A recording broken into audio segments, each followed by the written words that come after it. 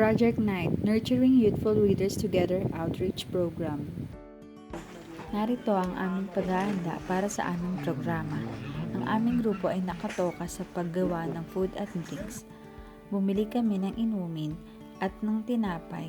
Gumawa kami ng sandwich para sa mga tuturuang bata. Gumawa rin kami ng mga materyales para sa aming gagamitin sa pagtuturo at mga ribbon para sa awarding ng mga bata.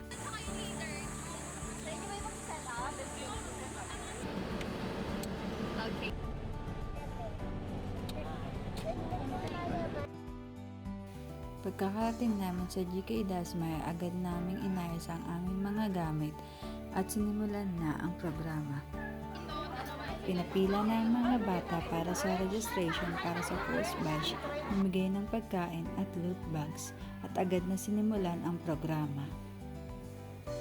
Nag-opening remarks, nagdasal at kumanta ng lupang hinirang. Pagkatapos ay inassign na ang bawat bata sa kung saang subject sila mauuna. Ang mga batang tinuruan namin ay nasa edad 5 to 11 years old. Ang tinuturo ng aming grupo ay math at ito ay patungkol sa oras kung paano ito basahin. Nakipag-interaction kami sa kanila, gayon din sila sa amin.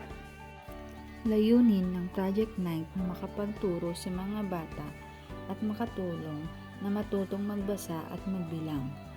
Dahil naniniwala kami na mahalaga ang edukasyon at dito sa ating bansa nagkakaroon na tayo ng krisis edukasyon. Bilang Lasalliano ay tapat sa aming pangako sa pagbibigay ng libreng edukasyon sa mga nangangailangan. Ang education program ay ginawa at patuloy na nagsisilbi ng walang kapalit sa mga gustong matuto sa pamamagitan ng aming paggabay bilang mga estudyante ng NSTP, CWTS na nagsisilbing guro sa komunidad. Natutuwa kami na magturo at magsilbi sa mga bata. Masaya ang aming naging karanasan sa pagtuturo sa Hagawad Kalinga, Dasmariñas kasama ng aming guro na si Ma'am Lani Barrera at ang Project Night ay maraming natutunan dito sa aming programa.